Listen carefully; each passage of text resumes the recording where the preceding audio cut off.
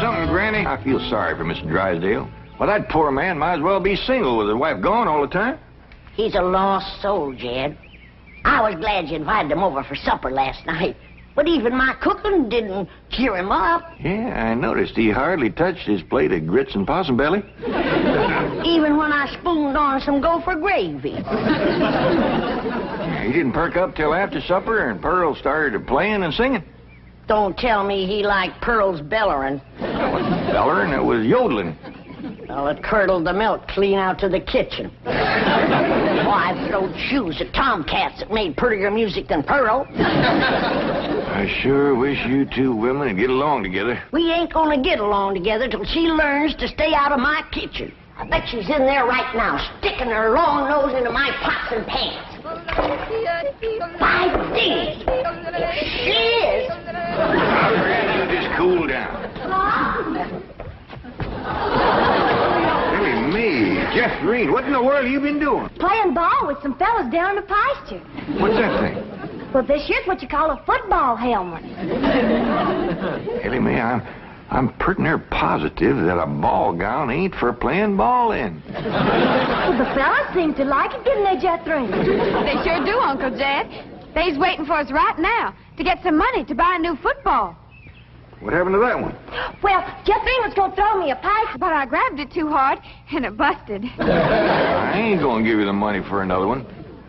Oh, heck. Well, that's all right, Jethro. Remember, they said they'd be just as glad to play with us without a football. Come on.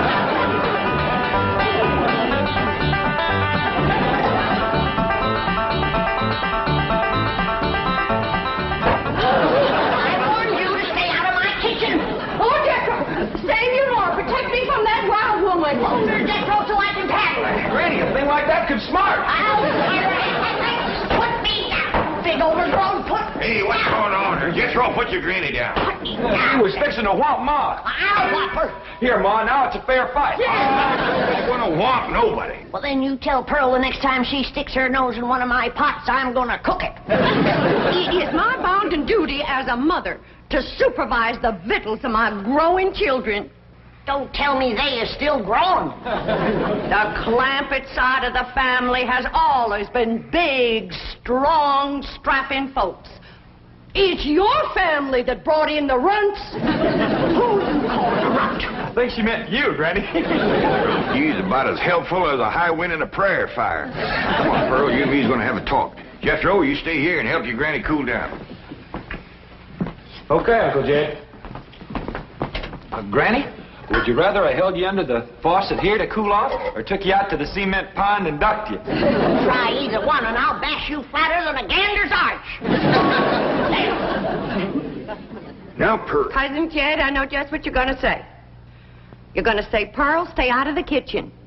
You're going to say, that's Granny's kitchen, and it's none of your business. You're going to say, stay in your room where you belong. That's what you're going to say, ain't it? Ain't nothing like it at all. What I was going to say was, it seems to me that a handsome widow woman in the prime of life ought not to be hiding herself in the back part of the house, working over steaming pots and pans and dipping her panty, playing fingers into soapy water and hoarsening up her beautiful singing voice yelling at Granny. That's what I was going to say. Praise be. Why don't I keep my big mouth shut and just listen? You know, Pearl, you got the gift of making music, and I reckon there ain't nothing these city fellas likes better than that. Really, Jay? Yeah, remember last night Mr. Drysdale was here and you was playing and singing and yodeling for him? Yeah. You brung that poor lonesome man a lot of happiness. Jed, you ain't agreeing in me, are you? I'll give you my word. Remember that song you sung, The Flowers That Bloom in the Spring, tra-la? Yeah. Well, you had Mr. Drysdale believing it was spring. No. Yeah. While you was still singing, he went flung open the window, stuck his head out, and started taking deep breaths just like he was really smelling them flowers. I reckon he liked my yodeling. Pearl, he like to went wild. I reckon them city fellas don't get a chance to hear much yodeling. 'Cause when you throwed your head back and cut loose, it really grabbed a hold of him. It did? He gripped the arms of his chair till his knuckles turned white. Then he commenced to rocking back and forth and moaning like he's under some kind of a spell. And his eyes commenced to circling in his head, and real tears run down his cheeks. Before you got done, he was limp as a dish rag. I had to help him to the door. Uncle Jed, I can't seem to do nothing to cool Granny off. Ain't no need to, Jethro. Your pretty, young, piano-playing Ma has decided not to hide herself away out in the kitchen. That's a good idea, Ma, because Granny, she'd find you and whomp you. Well, we'll see about that. Well, you stay out here and practice playing and singing and yodeling. I'll take care of Granny. I wonder if I should have told Uncle Jed that Granny's waiting behind the door with a skillet to whomp the first person that sets foot in her kitchen. I reckon I should have. Jed, I'm sorry. I thought it was Pearl coming in. Granny, you done shortened me. I'll make a poultice for your head right away now, Jed. Right away. I'm telling you, Granny, you don't have to worry no more about Pearl coming in your kitchen. She's going to be spending her time getting herself a husband with her singing and yodeling. Jed, it ain't legal to torture a man into marrying you. You just don't realize the power Pearl's yodeling's got over men. Last night, Mr. Drysdale like to went wild. Pretty near drove me crazy, too. He loved it, Granny. I bet you he's got that yodeling ringing in his ears right now. I can still hear it. An unearthly screeching. Now, Chief, surely it wasn't that bad. Well, I can best describe it as the sound a woman might make if she were having her appendix removed without an anesthetic. Milton, darling. Margaret, I'm so glad to have you back, dear. What a cunning hat, dear. Is it you? Welcome home, Mrs. Drysdale. Thank you. Milburn, I have the most marvelous news. I'm going to a health farm in Arizona. What? Some women were talking about it on the plane. It's terribly chic, quite expensive, and you don't need any willpower. They just force you to be healthy. The doctors are all deliciously mean. But, Margaret, you are healthy. Every doctor in the United States says you're healthy. But, dear, this is different. They reduce you as well. Margaret, if you want to lose weight, just stay home and we'll have dinner at the Clampett's every night. Now, you can't eat the food, but you won't leave hungry. Because Cousin Pearl will yodel your appetite away. But, Milburn, it's so fashionable to go to a health farm. Oh, Margaret, please stay home and run the place for a while. You have plenty of servants. Yes, but we have no one to manage the place. And with both of us away most of the time, the servants are asleep on the job. Well, just hire a good, efficient housekeeper. Oh, yes, just try and find one. Oh, Margaret, please stay home. All right. That's the way you feel. Miss Hathaway. I'll stay home, just as you wish. That's my darling. Yes, Mrs. Drysdale? Telephone the pharmacy and have all my prescriptions refilled. And call my psychiatrist, my neurologist, my internist, and my osteopath, and have them come over. Oh, and I'll need nurses around the clock. I just know the servant problem's going to bring on a nervous breakdown. All right. Go to the health farm. No. My place is at home. Please go to the health farm. All right. If you're sure that's what you want. Oh, I want it. Milburn, I promise to come back a new woman. Goodbye. Just think, Milburn, you'll have a young, glamorous wife. Slim, trim, beautiful. All right. Start looking for a new housekeeper. Won't do any good, Chief. We've been through this. Mr. Drysdale's office. Who's calling, please? Tell him it's a surprise. Surprise? That's what she says. Milburn Drysdale speaking. What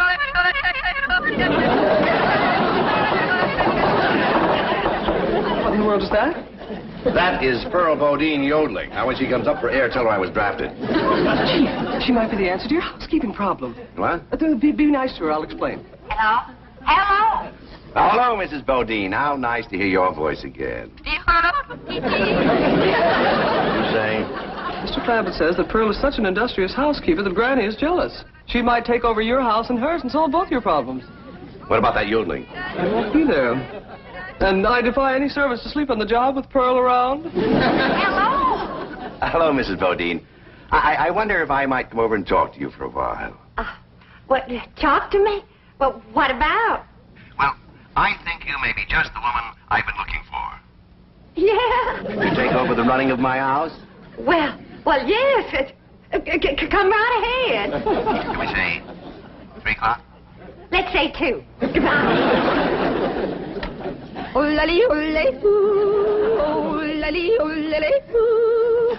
Will you stop that infernal caterwauling of yours? It might be infernal caterwauling to you, but it's pure catnip to me.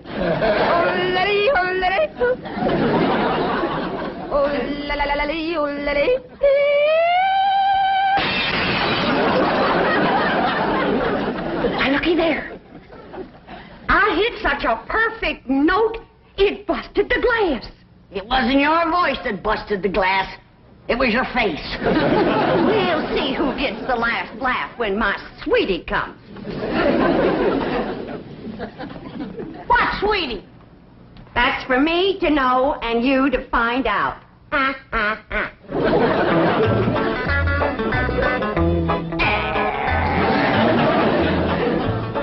Sure is nice of you to share your soap with Miss Drysdale.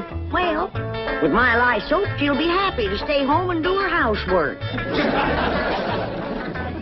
Granny, most powerful batch of soap that you ever made. Just a breeze blowing the back on me on the way over here has got me crying. I make a big soap to do a big job.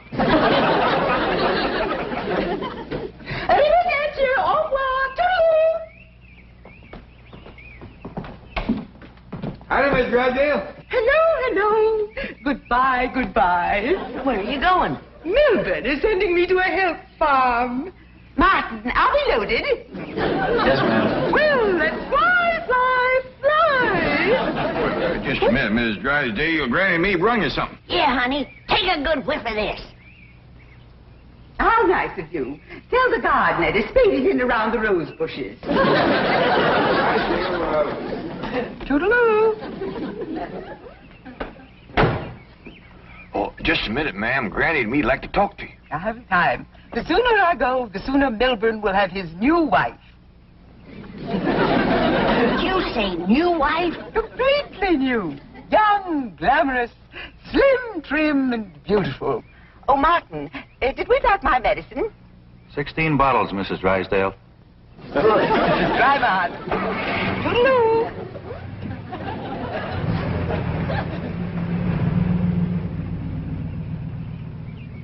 How could a woman be so cheerful about her husband getting a younger wife? You heard her.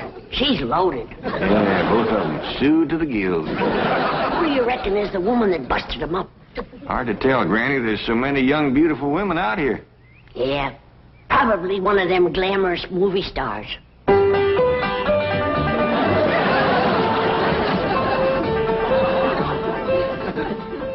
Hey, Ma. You sure are all fancied up. Do I look like one of them glamorous movie stars? Yeah, by golly, you do. Which one? Milton Sills. Go on and get out of here. Now, listen. You find your sister Jethrine and your cousin Ellie Mae and tell them to start practicing to be bridesmaids for my wedding. Are you getting married, Ma? Well, it ain't official yet, but I sure got him anxious. He's going.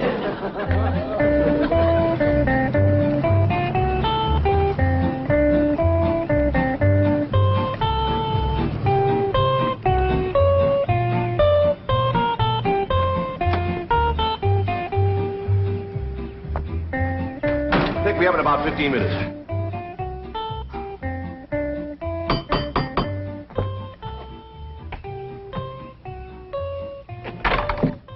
Oh, Mrs. Bodine. Why, Mr. Drysdale, you are anxious.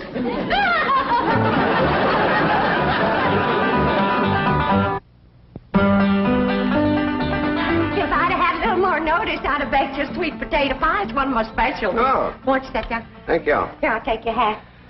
Yes, sir, I just love to cook, and I love to sew, and I love to keep house. Yes, I've heard you're an exceptional housekeeper. But I ain't one of them fussy ones. No, sir, not me. I say a man's home is his castle, and it is the duty of a woman to make him comfortable. Oh.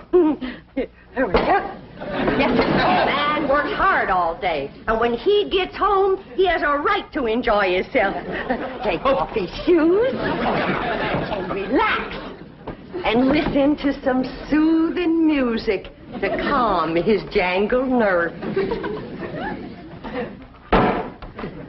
Please, Mrs. Bodine, not like that. Mr. Drysdale, I've got to ask you to keep a grip on yourself. We're all alone in the house.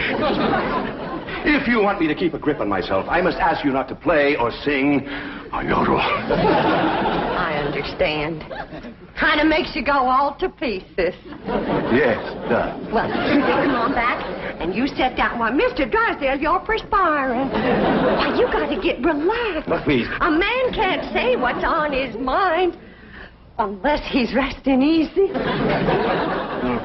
Land sakes.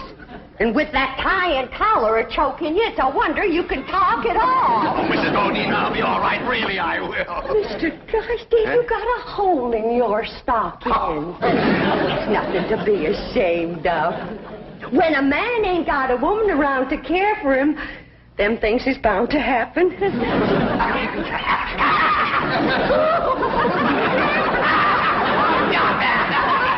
declare, Mr. Drysdale, you're ticklish.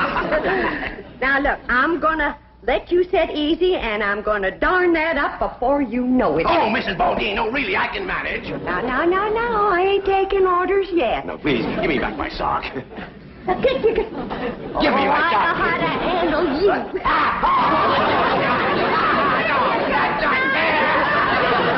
Uncle Jed, Granny, Ma's gonna get married. What? Oh, too. Well, she wouldn't tell me, but she was expecting him any minute. I reckon he's inside right now. Let's go in and see who it is.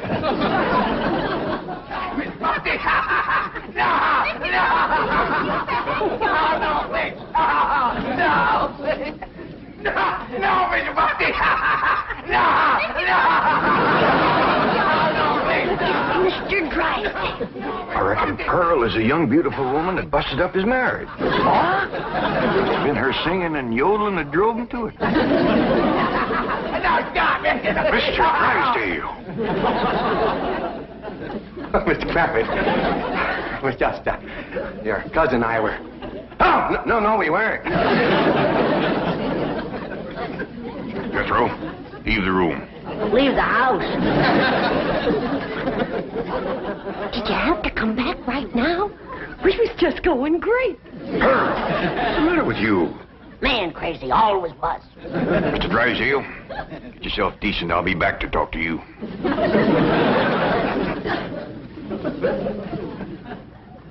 Shame on you. You too, Pearl, you homewrecker. I don't know what you're talking about.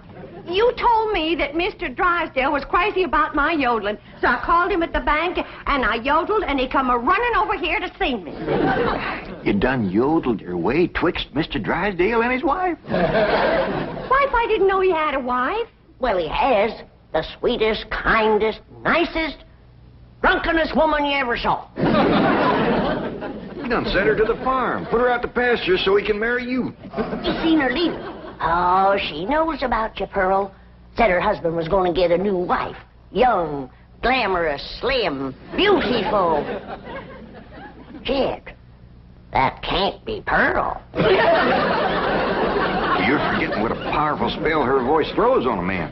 Now, Pearl, I'm going back in there and try to talk some sense to Mr. Drysdale. Whatever you do, don't yodel.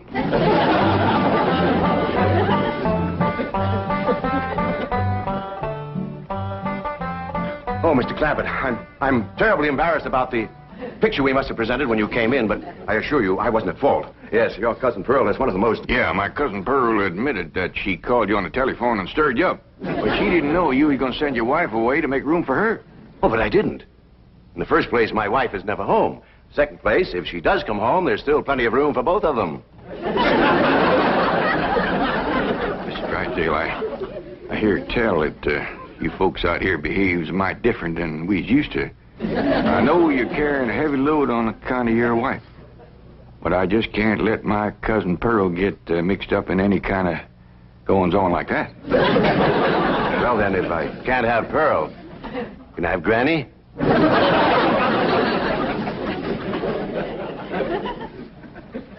Lord love you. You're a desperate man. What are they saying? How can I hear when you keep pestering me? Oh! Jed told you not to yodel. I was screaming. Hell the difference. What in the world happened to you? We was playing football with some boys. Yeah, and they sure was dumb. Catherine was a-toting the ball, and they kept a-tackling me. Go get cleaned up, both of you. But Jethro says you want us to be bridesmaids at your wedding. Yeah, who you marrying, Aunt Pearl? What's his name, Ma? Puddin' and tame. Ask me again and I'll tell you the same. Now, get upstairs. That's a funny name, Puddin' and Tame. Oh, Ma don't care. She once said she'd marry Humpty Dumpty. Well, I like Jethrine Tame better than Jethrine Dumpty. That poor man in there is so sick of his drinking wife, he is wanting to marry either one of you two. Last one in is an old maid. Ready? He's trying to save the marriage, not bust it up, and I think I got an idea that'll do it. Now, I want you two to wait in the kitchen, and when I bring Mr. Drysdale in, I want the two. Yes, sir, Mr. Drysdale. Both them fine, hard-working, good-cooking, housekeeping women is in the kitchen there. All you have to do is go in there and take your pick. Oh, this is marvelous of you. Nobody knows. Oh, no. And they took the pledge.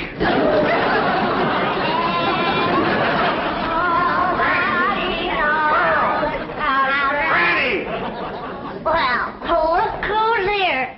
It's old Jed himself. There's Milby, baby. You fellas want to dance? Come on, have a little dance. Come on now. You can't dance with her. Why not? It's all downhill. Take your pick now, Mr. Drysdale, while I can still walk over to your house. Oh, he's gonna pick me. Ain't you, sweetie Milby? Oh, no, he ain't. He's gonna take me, ain't you? Get your banker grabbing hands off of him. Who you shoving, fella? Who you shoving, huh? I'll show you. Shove it there.